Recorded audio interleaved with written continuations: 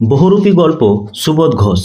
এই বহুরূপী গল্পের উৎস সম্পর্কে আমরা প্রথমে জেনে নেব। তাহলে বহুরূপী গল্পের উৎস হচ্ছে সুবোধ ঘোষের গল্প সমগ্র তৃতীয় খণ্ড থেকে গৃহীত।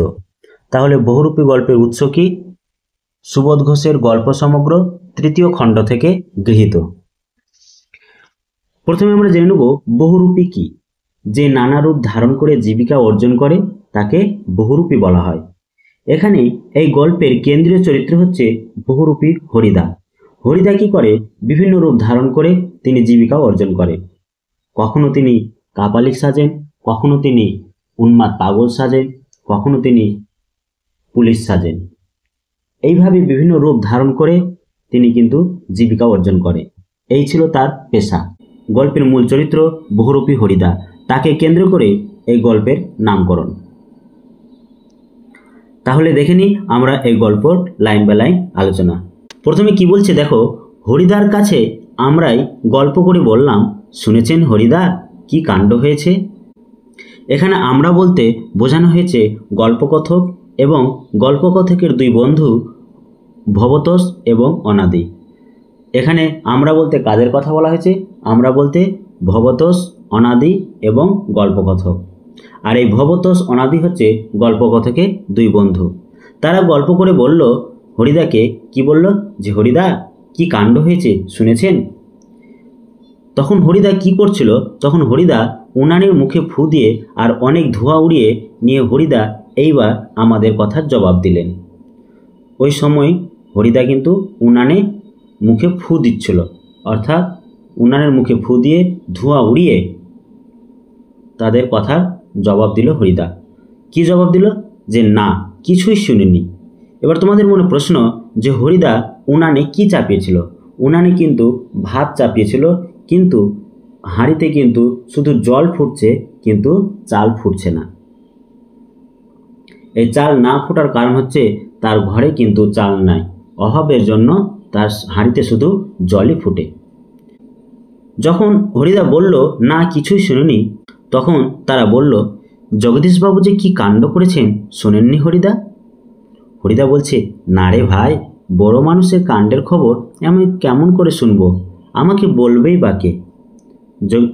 হরিদা বলছে যে আমি বড় মানুষের কাণ্ডের খবর আমি কেমন করে শুনবো, আর আমাকে বলবেই বা কে বড় মানুষের খবরের কথা।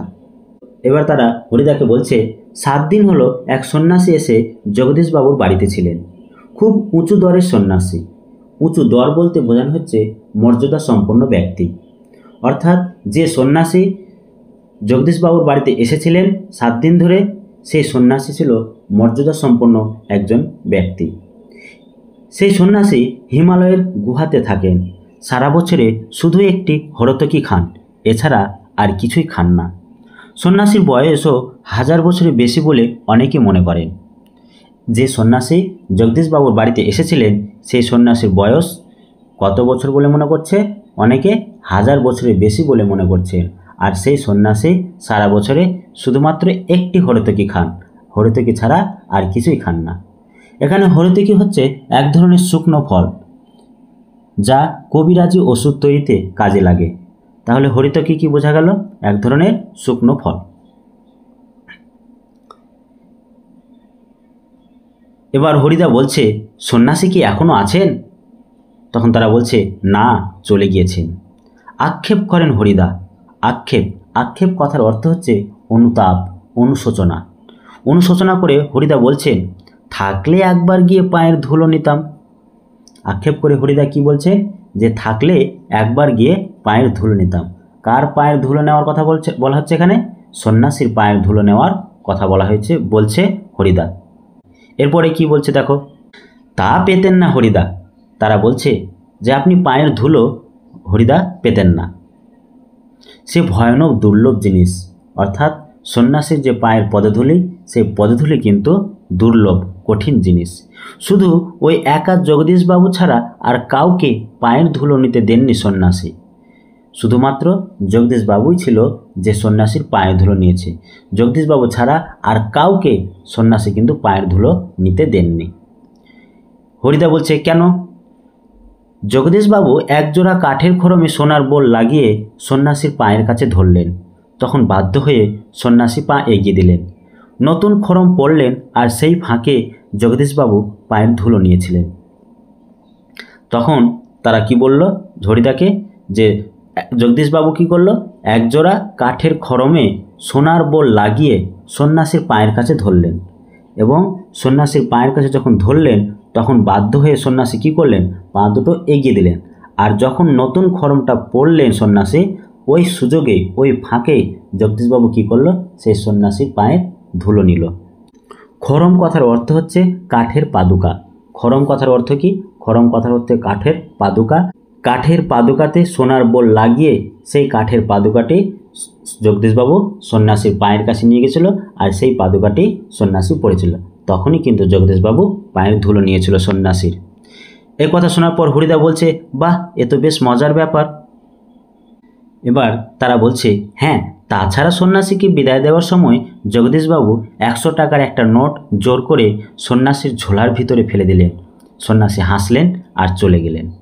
এবার কি হলো, সন্ন্যাসীকে যখন জগদীশবাবু বিদায় দিচ্ছিল তখন জগদীশবাবু কি করলো, সন্ন্যাসীর ঝোলার ভিতরে 100 টাকার একটা নোট জোর করে সন্ন্যাসীর ঝোলার ভিতরে রেখে দিয়েছিলেন।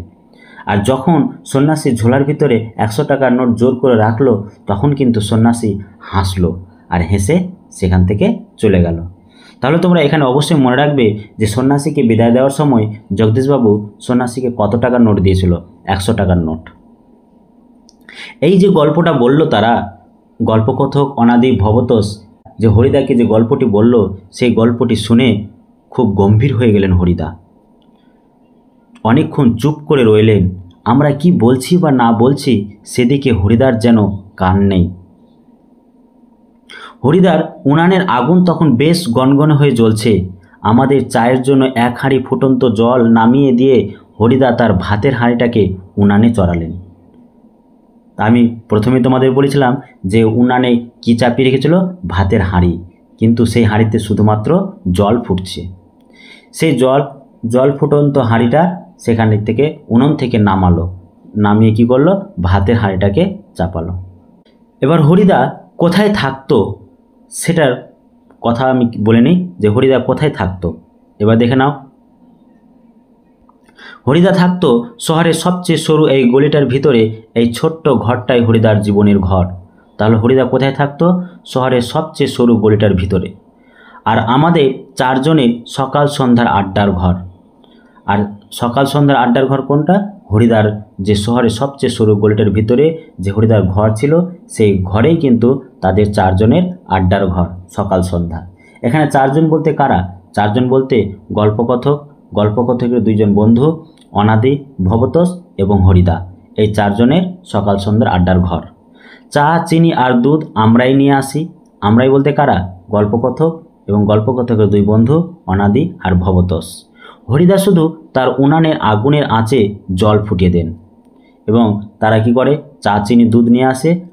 আর হরিদা কি করে, উনানে আগুনের আঁচে জল ফুটিয়ে তাদেরকে চা করে দেয়। খুবই গরিব মানুষ হরিদা, কিন্তু কাজ করতে হরিদার প্রাণের মধ্যে যেন একটা বাধা আছে। ইচ্ছে করলে কোনো অফিসের কাজ কিংবা কোনো দোকানের বিক্রিওয়ালার কাজ পেয়ে যেতে পারেন হরিদা, কিন্তু ওই ধরনের কাজ হরিদার জীবনের পছন্দই নয়। একেবারে ঘড়ির কাঁটার সামনে সময় বেঁধে দিয়ে আর নিয়ম করে নিয়ে রোজই একটা চাকরির কাজ করে যাওয়া হরিদার পক্ষে সম্ভব নয়। হরিদার উনানের হাঁড়িতে অনেক সময় শুধু জল ফোটে, ভাত ফোটে না।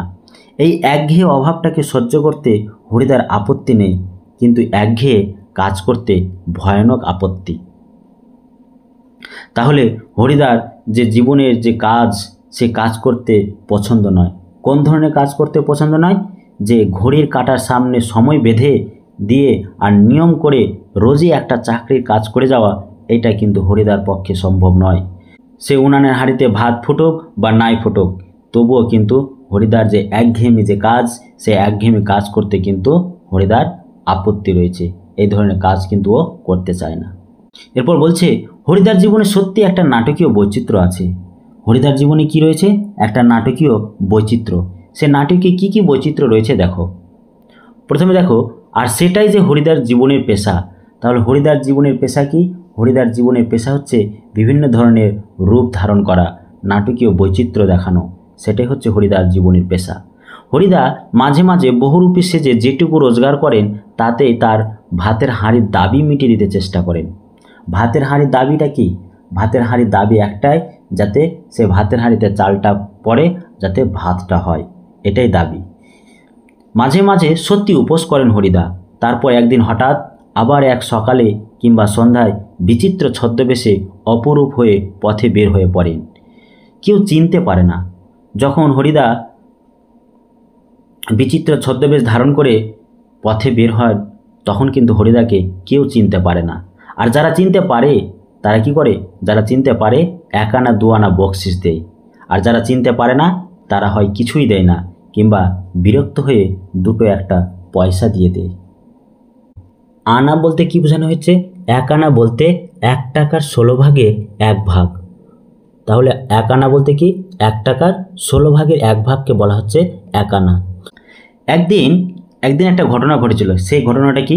একদিন চকের বাস স্ট্যান্ডের কাছে ঠিক দুপুরবেলাতে একটা আতঙ্কের হল্লা বেজে উঠেছিল। তাহলে আতঙ্কের হল্লা বেজে কোথায় উঠেছিল?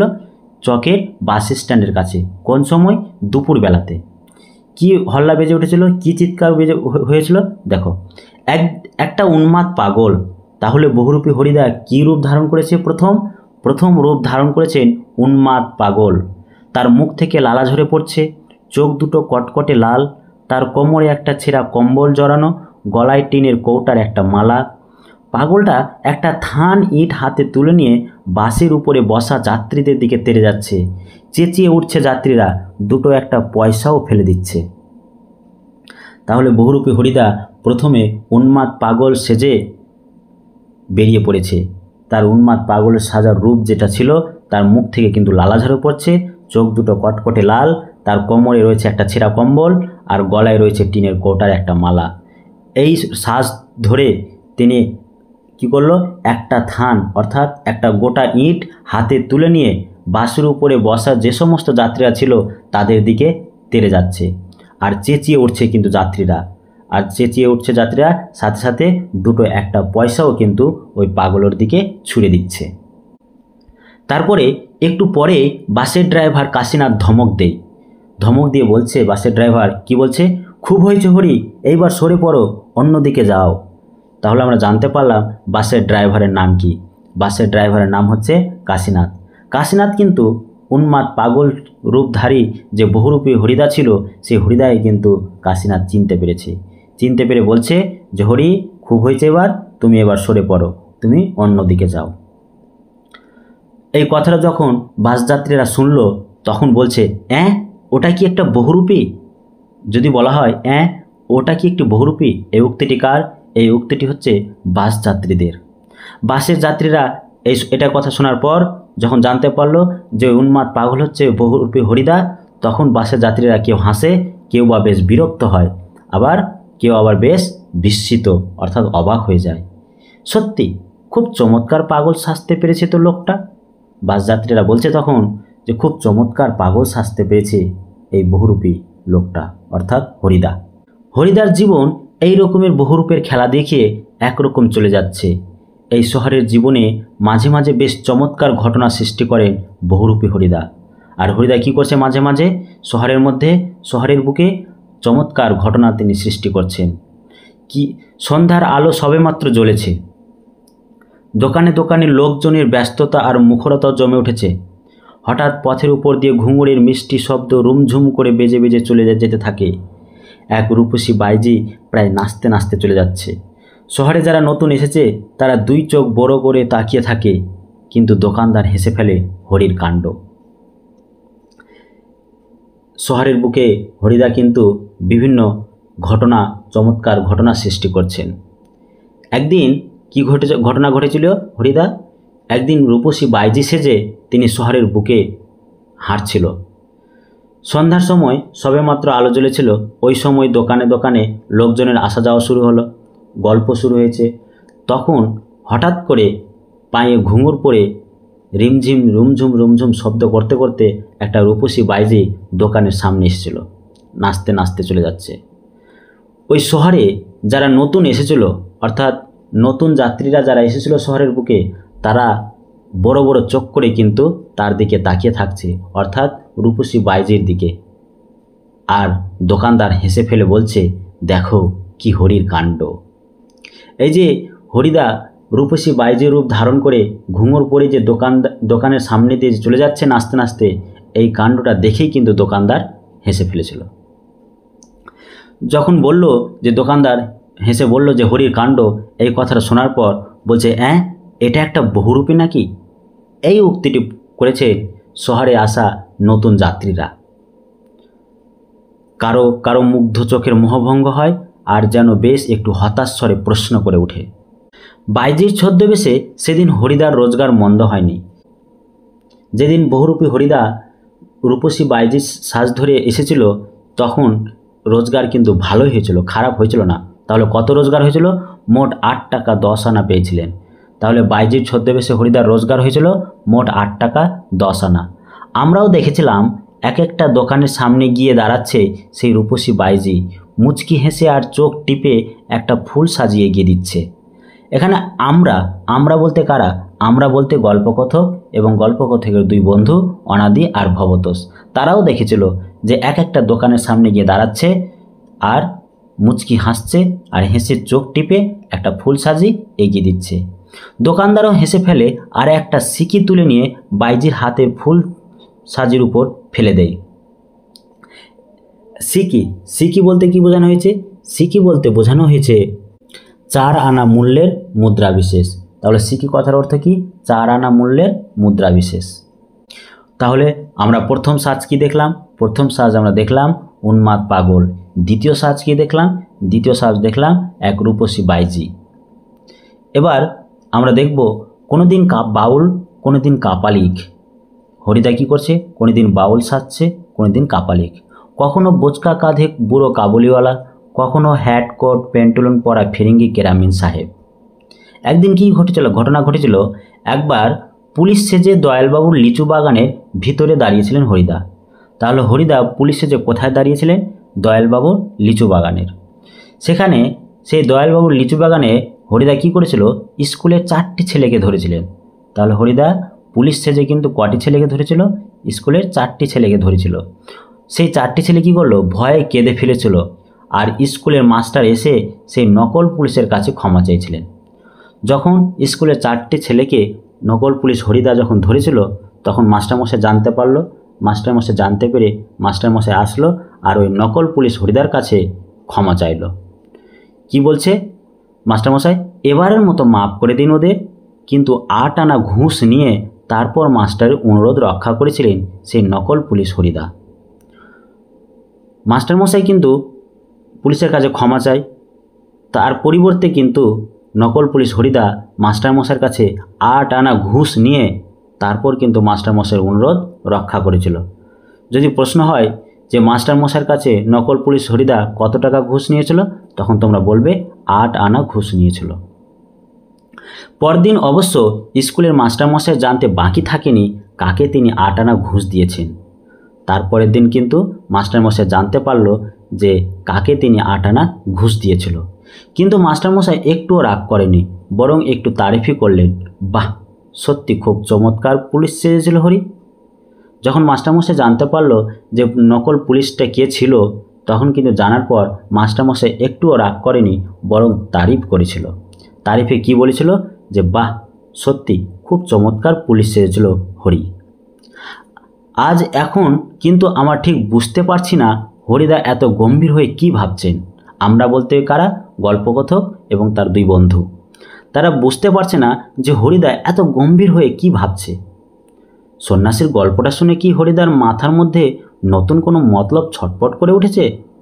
তারা কিন্তু ভাবছে যে হরিদার ভিতরে কি মতলব ছটপট করছে। তারা ঠিক ভাবলো, ঠিকই, আমাদের সন্দেহ মিথ্যে নয়। হরিদা বললেন, কি বললেন হরিদা? আজ তোমাদের একটা জবর খেলা দেখাবো। তো হরিদা কি বলল? যে আজ তোমাদের একটা জবর খেলা দেখাবো। কি জবর খেলা দেখাবে? দেখো, আমাদের এর কথা শোনার পর তারা বলছে হরিদাকে যে আমাদের দেখিয়ে আপনার লাভ কি হরিদা? আমাদের কাছ থেকে একটা সিগারেটের চেয়ে বেশি কিছু তো পাবেন না। হরিদাকে বলছে যে আমাদের যে জবর খেলা দেখাবেন, আপনার লাভ কি? যদি আপনি জবর খেলা আমাদের দেখান, তাহলে আপনাকে হয়তো সম্ভবত একটা সিগারেট দেব, এর চাই তো আর বেশি কিছু দেব না। তখন হরিদা বলছে, না ঠিক তোমাদের দেখাবো না, অর্থাৎ তোমাদের ঠিক আমি জবর খেলা দেখাবো না, আমি বলছি তোমরা সেখানে থেকো। অর্থাৎ যেখানে জবর খেলা দেখাতে চাইছে হরিদা সেখানে থাকার কথা বলছে গল্পকথক এবং তার দুই বন্ধুকে, তাহলে দেখতে পাবে। এখানে দেখো 3টে ডট দেওয়া হয়েছে, এই 3টে ডটকে কী চিহ্ন বলা হয়? এই 3টে ডটকে বর্জন চিহ্ন বলা হয়। কী চিহ্ন বলা হয়? বর্জন চিহ্ন। এবার বলছে, তারা বলছে হরিদাকে কোথায়, মানে কোথায় খেলা দেখাবেন, কোথায় থাকবো জিজ্ঞাসা করছে। তখন হরিদা বলছে, আজ সন্ধ্যায় জগদীশবাবুর বাড়িতে। তাহলে কোথায় থাকতে বলছেন হরিদা তাদেরকে? জগদীশবাবুর বাড়িতে। কোন সময়? সন্ধ্যার সময়। তারা বলছে, এবার হঠাৎ জগদীশবাবুর বাড়িতে খেলা দেখাবার জন্য আপনার এত উৎসাহ জেগে উঠল কেন? এ কথা শোনার পর হরিদা হাসেন। হরিদা হেসে বলছেন, মোটা মতন কিছু আদায় করে নেব। মোটা মতন কিছু আদায় করে নেব বলতে মোটা অর্থ, মোটা টাকা আদায় করার কথা বলা হচ্ছে এখানে। বুঝতেই তো পারছো, পুরো দিনটা রূপ ধরে ঘুরে বেরিয়েও 2-3 টাকার বেশি হয় না। একবার বাইজি সেজে অবশ্যই কিছু বেশি পাওয়া গিয়েছিল, কিন্তু ওতেই বা কী হবে? তোমরা বলো তো যে বাইজির সাজ ধরে হরিদা কত টাকা রোজগার করেছিল? তোমরা না দেখে বলার চেষ্টা করবে, কমেন্ট বক্সে কমেন্ট করে জানাবে। তখন হরিদা বলছে যে বাইজির সেজে যেটুকু রোজগার করেছিলাম সেইটুকু রোজগারে কি হবে?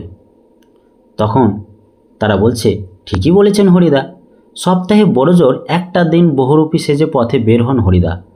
প্রশ্ন হতে পারে তোমাদের সামনে যে হরিদা সপ্তাহে কদিন বের হন বহুরূপী সেজে?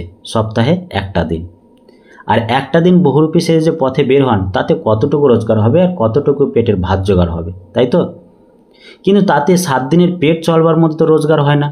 একদিন সেজে বহুরূপী সেজে যে পথে বের হব তাতে কি পেট চলবার মতো রোজগার হবে একদিনে? নিশ্চয় হবে না। ওই জন্যই কিন্তু হরিদা ভেবেছিল যে সন্ধ্যাবেলায় জগদীশবাবুর বাড়িতে একটা জবর খেলা দেখাবে আর সেখানে মোটা মতন অর্থাৎ বেশি টাকা আদায় করার কথা ভেবেছিল।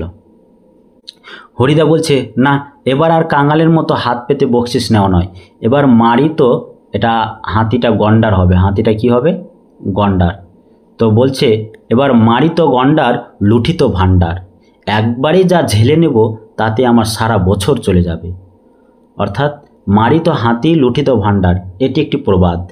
এই প্রবাদের দ্বারা বোঝাতে চাইছে আমি একবারে যা মারব মোটা কিছু অর্থ আমি নিয়ে নেব আর ছোটো মোটো কিছু আদায় করব না, যাতে একবারে যা আমি আদায় করব তাতে আমার সারা বছর চলে যাবে।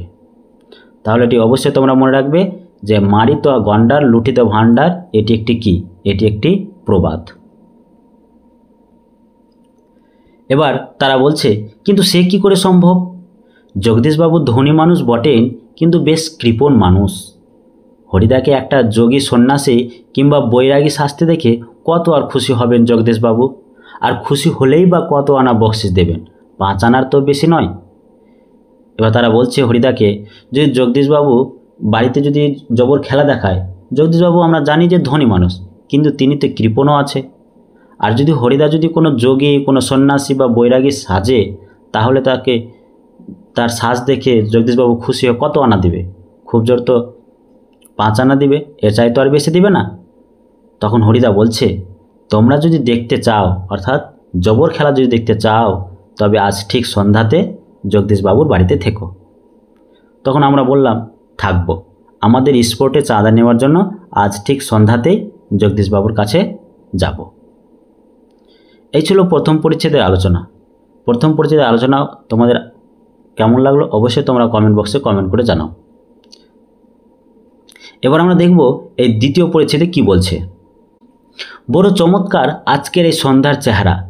আমাদের শহরের গায়ে কতদিন তো চাঁদের আলো পড়েছে, কিন্তু কোনোদিন তো আজকের মতো এমন একটা স্নিগ্ধ ও শান্ত উজ্জ্বলতা কখনো চারিদিকে এমন সুন্দর হয়ে ফুটে ওঠেনি।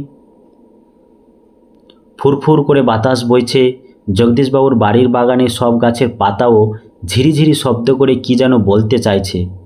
জগদীশবাবুর বাড়ির বারান্দাতে মস্ত বড় একটা আলো জ্বলছে, আর সেই আলোর কাছে একটা চেয়ারের উপর বসে আছেন জগদীশবাবু। জগদীশবাবুর সাদা মাথা, সাদা দাড়ি, সৌম্য শান্ত জ্ঞানী মানুষ জগদীশবাবু। এটা তোমরা মনে রাখবে যে জগদীশবাবু দেখতে কীরকম ছিল।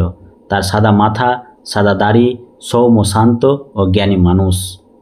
আমরা আমাদের স্পটের চাঁদার খাতাটিকে জগদীশবাবুর হাতে তুলে দিয়ে দাঁড়িয়ে আছি। তাহলে তারা কি করলো?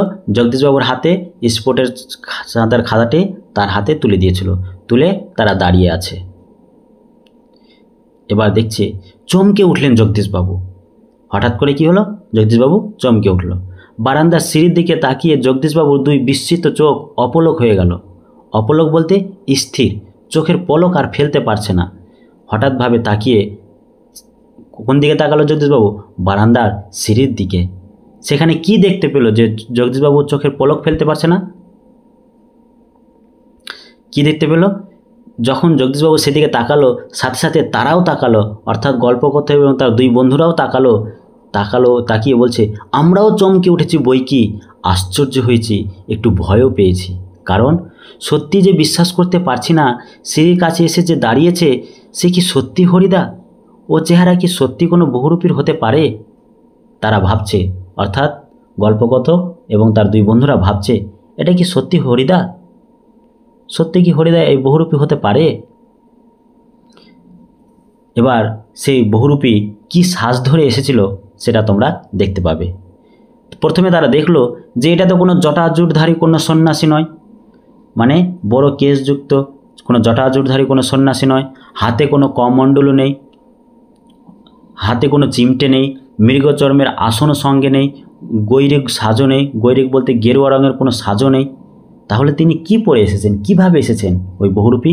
তিনি এসেছেন আদুর গা, অর্থাৎ খোলা গা, তার উপরে একটা ধবধবে সাদা উত্তরীয়। উত্তরীয় বলতে একটা ওড়না বা চাদর, গলায় যে ওড়না বা চাদর দেওয়া হয় সেটাকে বলছে উত্তরীয়। পরনে রয়েছে ছোট বহরের একটি সাদা থান। পরনে রয়েছে কি? ছোট প্রস্তরযুক্ত একটা সাদা থান, মানে পাড়হীন একটি ধুতি। মাথায় ফুরফুর করে উঠছে শুকনো সাদা চুল, ধুলো মাখা পা, হাতে একটা ঝোলা, আর সেই ঝোলার ভিতরে রয়েছে কি? শুধু একটা বই। সেই বইটির নাম কি? সেই বইটির নাম হচ্ছে গীতা। গীতা বের করে কি যেন দেখলেন এই আগন্তুক, তারপর নিজের মনেই হাসলেন। সে আগন্তুক কী করলো? তাহলে আগন্তুককে দেখতে কীরকম বোঝা গেল। এবং আগন্তুকের ঝোলার ভিতরে কি রয়েছে?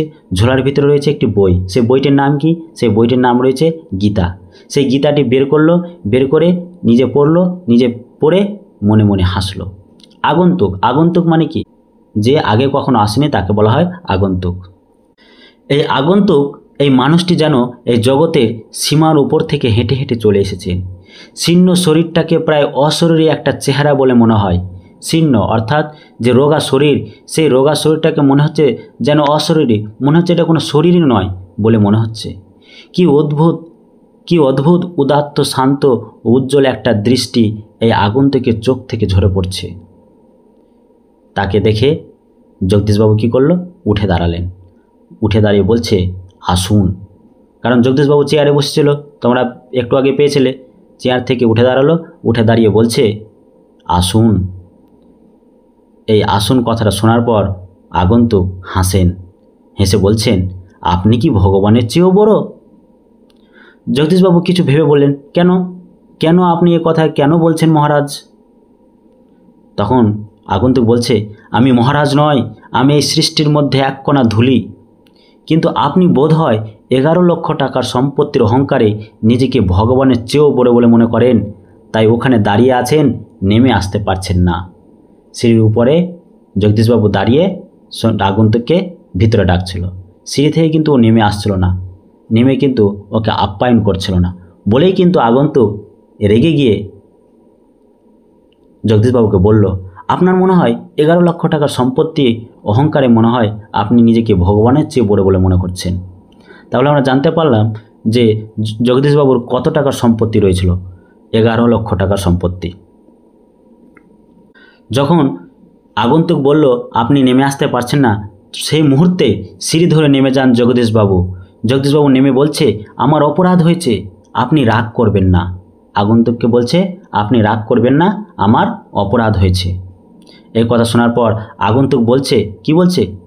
আগন্তুক আবার হাসেন। আগন্তুক হেসে বলছেন, আমি বিরাগী, রাগ নামে কোনো রিপু আমার নেই। ছিল একদিন, সেটা পূর্বজন্মের কথা। রিপু কথার অর্থ হচ্ছে শত্রু। তো আগন্তুক হেসে কি বলছে যে রাগ নামে কোনো আমার শত্রু নেই, রিপু নেই। যদি রিপু থেকেও থাকে সেটা কিন্তু পূর্বজন্মের কথা। জগদীশবাবু বলছে, বলুন এখন আপনাকে কিভাবে সেবা করব? বিরাগী বলেন, ঠান্ডা জল চাই, আর কিছুই চাই না। ঠান্ডা জল খেয়ে নিয়ে হাঁপ ছাড়েন বিরাগী। এদিকে ভবতোষ আমার কানের কাছে ফিসফিস করে। ভবতোষ আমার কানের কাছে ফিসফিস করে কি বলছে, না না, হরিদা নয়, হতেই পারে না, অসম্ভব, হরিদার গলার স্বর এরকমের নয়, হরিদার গলার স্বর এরকমের নয়। এই কথাটি কে বলেছে? এই কথাটি কিন্তু ভবতোষ বলেছে। বিরাগী বলেন, পরম সুখ কাকে বলে জানেন? সব সুখের বন্ধন থেকে মুক্ত হয়ে যাওয়া। তাহলে পরম সুখ কাকে বলে? পরম সুখ তাকে বলে যে সব সুখের বন্ধন থেকে মুক্ত হয়ে যাওয়াকে পরম সুখ বলে। ভবতোষের কানের কাছে মুখ এগিয়ে দিয়ে অনাদি বলে, শুনছো তো, এসব ভাষা কি হরিদার মুখের ভাষা হতে পারে? ভবতোষের কানের কাছে মুখ এগিয়ে দিয়ে অনাদি কি বলছে যে এসব ভাষা কি হরিদার মুখের ভাষা হতে পারে? যেইভাবে বলছে সব সুখের বন্ধন থেকে মুক্ত হয়ে যাওয়া, এরকম ভাষা যে বলছে, এটা কি সত্যি কি হরিদার মুখের ভাষা? জগদীশবাবু ততক্ষণে সিঁড়ির উপরে বসে পড়েছেন। বোধহয় বিরাগীর পা স্পর্শ করবার জন্যে তার হাত দুটো ছটপট করতে শুরু করেছে। জগদীশবাবু বললেন, আমার এখানে কয়েকটা দিন থাকুন বিরাগীজি, আপনার কাছে এটা আমার প্রাণের অনুরোধ। দুই হাত জোর করে বিরাগীর মুখের দিকে তাকিয়ে থাকেন জগদীশবাবু। বিরাগী হাসেন। বাইরের খোলা আকাশ থাকতে আর ধরিত্রী মাটিতে স্থান থাকতে আমি এক বিষয়ের দালান বাড়ির ঘরে থাকবো কেন বলতে পারেন? যখন জগদীশবাবু বলল যে আমার এখানে কয়েকটা দিন থাকুন, তখন বিরাগী বলছে জগদীশবাবুকে, বাইরের খোলা আকাশ থাকতে আর ধরিত্রী মাটিতে স্থান থাকতে আমি এক বিষয়ের ধন সম্পদশালীর বাড়ির দালান বাড়ির ঘরে থাকবো কেন বলতে পারেন? তখন জগদীশবাবু বলছে, বিরাগীজি, জগদীশবাবুর গলার স্বরে আবেদন করুণ হয়ে ছলছল করে। বিরাগী বলেন, না, আপনার এখানে জল খেয়েছি, এই যথেষ্ট। পরমাত্মা আপনার কল্যাণ করুন, অর্থাৎ ঈশ্বর আপনার কল্যাণ করুক, কিন্তু আপনার এখানে থাকা আমার পক্ষে সম্ভব নয়, জগদীশবাবুকে বলছে। জগদীশবাবু বলছে, তবে অন্তত একটা কিছু আজ্ঞা করুন। যদি আপনাকে কোনো, এখানে ডট ডট, এই তিনটে ডটকে কোন চিহ্ন বলা হয় তোমরা কমেন্ট বক্সে কমেন্ট করে জানাও। বিরাগী বলছে, না না, আমি যার কাছে পড়ে আছি তিনি আপনার চেয়ে কিছু কম নয়, কাজেই আপনার কাছে আমার তো কিছু চাইবার দরকার হয় না। জগদীশবাবু বলছে, তবে কিছু উপদেশ শুনিয়ে যান বিরাগীজি, নইলে আমি শান্তি পাবো না। জগদীশবাবু বলছে, কিছু উপদেশ শুনিয়ে যান, যদি আপনি উপদেশ শুনিয়ে না যান আমি শান্তি পাবো না। বিরাগী কি উপদেশ শোনাচ্ছে দেখো। বিরাগী বলছে, ধন জন যৌবন কিছুই নয় জগদীশবাবু, ওসব হলো সুন্দর এক একটি বঞ্চনা। তো এক একটি বঞ্চনা কি কি? ধন জন যৌবন, একে কি বলা হচ্ছে? বঞ্চনা বলা হয়েছে। মন প্রাণীর সব আকাঙ্ক্ষা নিয়ে শুধু সে একজনের আপন হতে চেষ্টা করুন, অর্থাৎ মন থেকে প্রাণ থেকে সব যে ইচ্ছা রয়েছে, আকাঙ্ক্ষা রয়েছে, শুধু একজনের নিজের হওয়ার চেষ্টা করুন। সেই নিজের হওয়ার চেষ্টা হলেই আর যাকে পেলেই এই সৃষ্টির সব ঐশ্বর্য পাওয়া হয়ে যায়। ঐশ্বর্য অর্থাৎ ধন সম্পত্তি। আচ্ছা, আমি চলি। এই কথা বলে এই উপদেশ শুনিয়ে জগদীশবাবুকে বিরাগী চলে গেল। চলে যাওয়ার সময় জগদীশবাবু বিরাগীকে বলছে, আপনি একটা মিনিট থাকুন বিরাগীজি। সিঁড়ির উপরে অচঞ্চল হয়ে একটা মিনিট দাঁড়িয়ে রইলেন বিরাগী। যখনই জগদীশবাবু বিরাগী বলল একটা মিনিট থাকুন, তখনই কিন্তু সিঁড়ির উপরে অচঞ্চল হয়ে একটা মিনিট বিরাগী কিন্তু দাঁড়িয়ে থাকলো। আজকের চাঁদের আলোর চেয়েও স্নিগ্ধ হয়ে এক জ্যোৎস্না যেন বিরাগীর চোখ থেকে ঝরে পড়ছে। ভবতোষ ফিসফিস করে, কি বলছে ফিসফিস করে, না না, ওই চোখ কি হরিদার চোখ হতে পারে? অসম্ভব। এই কথাটি কে বলল? এই কথাটি কিন্তু ভবতোষ বলল। জগদীশবাবুর হাতে একটা থলি, থলির ভিতরে নোটের তারা। জগদীশবাবুর হাতে একটা থলি রয়েছে, আর সেই থলির ভিতরে কি রয়েছে? নোটের তারা। বিরাগীর পায়ের কাছে থলিটাকে রেখে দিয়ে ব্যাকুল স্বরে প্রার্থনা করেন জগদীশবাবু। জগদীশবাবু প্রার্থনা করে বলছেন যে বিরাগীকে, এই প্রণামী, এই সামান্য 101 টাকা গ্রহণ করে আমাকে শান্তি দান করুন বিরাগীজি। আপনার তীর্থে ভ্রমণের জন্য এই টাকা আমি দিলাম। তাহলে জগদীশবাবু যে 1 মিনিট দাঁড়াতে বলল বিরাগীকে, দাঁড়িয়ে কি দিচ্ছিল, ওকে দাঁড় করিয়ে একটা থলি নিয়ে এসেছিল, যে থলির ভিতরে টাকা ছিল, নোটের তারা ছিল। সেখানে কত টাকা ছিল? 101 টাকা। 101 টাকা বিরাগীকে দিতে চাইছিল। কি জন্য? তীর্থ ভ্রমণের জন্য। কিন্তু এই কথা শোনার পর বিরাগী হাসলো, হেসে বলছে, আমার বুকের ভিতরে যে সব তীর্থ, ভ্রমণ করে দেখবার তো কোনো দরকার হয় না। জগদীশবাবু বলছে, আমার অনুরোধ বিরাগীজি। এখানে কোন অনুরোধের কথা বলা হয়েছে? যে 101 টাকা গ্রহণ করা যে অনুরোধ, সেই অনুরোধের কথা বলা হয়েছে এখানে। বিরাগী বলেন, আমি যেমন অনায়াসে ধুলো মারিয়ে চলে যেতে পারি, অনায়াসে ও ধুলো মারিয়ে চলে যেতে পারে বিরাগী যেমন, ঠিক তেমনই সোনাও কিন্তু মারিয়ে চলে যেতে পারে। বলতে বলতে সিঁড়ি থেকে নেমে গেলেন বিরাগী।